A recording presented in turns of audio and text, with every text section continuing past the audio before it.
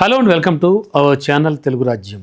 YS Rajasekhara Reddy బిడ్డగా YS Jaganmohan Reddy వదిలిన బాణల్లా AP రాజకీయాల్లోకి దూసుకొచ్చిన వైఎస్ షర్మిల వైసీపీ గెలుపుతో తెలంగాణ రాజకీయాల్లోకి అడుగుపెట్టారు.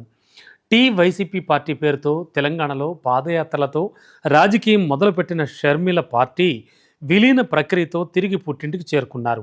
ఇక ఆంధ్రప్రదేశ్ కాంగ్రెస్ పార్టీకి అధ్యక్షురాలిగా ఏపీలో తిరిగి రాజకీయం మొదలుపెట్టిన షర్మిల తన రాజకీయ భవిష్యత్తు కోసం రాజకీయం చేస్తున్నారా, లేక తన అన్న జగన్ రాజకీయ భవిష్యత్తును సమాధి చేయడానికి రాజకీయాలు నడుపుతున్నారా అన్న చందంగా ముందుకు వెళుతున్నారామె.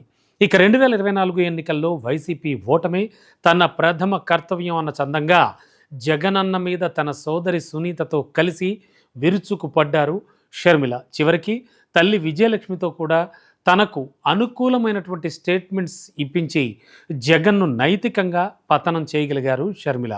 ఇక వైఎస్ కుటుంబం అంతా కూడా తన వైపే నిలబడింది అనేలా వివేక కుటుంబంతో కలిసి ఎన్నికల ప్రచారానికి దిగిన షర్మిల తాను రాజకీయంగా ఓడినప్పటికీ కూడా వైసీపీ ఓటమితో నైతికంగా తన పంతాన్ని మాత్రం గెలిపించుకోగలిగారు. ఇలా ఒకప్పుడు అన్న గెలుపు కోసం పాదయాత్రలు చేసిన చెల్లి ఇప్పుడు మాత్రం అన్న వినాశనాన్ని కోరుకుంటూ రాజకీయ యాత్రలు చేస్తున్నారు.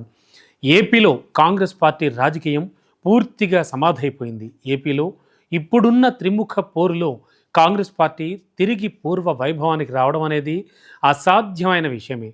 ఇక ఆ పార్టీని పట్టుకుని షర్మిల రాజకీయంగా ఎదగాలి అనుకోవడం అంటే కుక్క తోకను పట్టుకుని గోదారి ఈదినట్టే అవుతుంది. అయినా కానీ షర్మిలకు మరో అవకాశం అయితే లేకుండా పోయింది. ఇటు అన్నకు వ్యతిరేకంగా టీడీపీలో కానీ పోనీ జనసేనలో కానీ షర్మిల వచ్చే పరిస్థితి ఉందా అంటే అది లేదు. అలాగే తన తండ్రి రాజకీయ విలువలను పుణికి పుచ్చుకున్నటువంటి రాజకీయం చేస్తున్నా అంటూ చెప్పుకుంటోన్న షర్మిల రాజశేఖర రెడ్డి విభేదించే బీజేపీ పంచన చేరలేదు. కానీ అన్నకు వ్యతిరేకంగా తన గళం వినిపించడానికి పులివెందుల కోట రహస్యాలతో వైసీపీని భయపెట్టడానికి మాత్రం షర్మిలకు ఒక రాజకీయ వేదిక అనేది అవసరం. ఇక ఇప్పుడు షర్మిల ఆ దిశగానే రాజకీయం చేస్తున్నట్టుగా కనిపిస్తున్నారు. ఇక సందర్భం చిక్కినప్పుడల్లా వైసీపీ మీద, పార్టీ అధినేత మీద షర్మిల విరుచుకుపడుతున్నారు. ప్రజలు ఇవ్వని ప్రతిపక్ష హోదా కావాలంటూ గగ్గోలు పెడుతోన్న జగన్ ప్రజలు తనకిచ్చిన 11 ఎమ్మెల్యే స్థానాలకు గౌరవం ఇస్తున్నారా?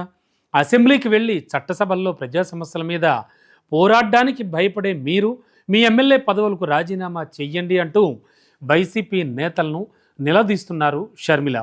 బీజేపీతో వైసీపీ చేసే తెరచాటు రాజకీయాన్ని బహిర్గతం చేస్తూ జగన్ మోడీకి దత్తపుత్రుడు అంటూ జగన్పై కౌంటర్లు వేస్తున్నారు. ఇలా తన ఎదుగుదలకు కాకుండా తనను మానసికంగా, వ్యక్తిగతంగా, అలాగే రాజకీయంగా, ఆర్థికంగా నమ్మించి దెబ్బకొట్టిన తన ప్రత్యర్థి జగన్ వినాశనానికే తొలి ప్రాధాన్యం అంటోన్న షర్మిల రాజకీయంగా ఎదిగేదెప్పుడు?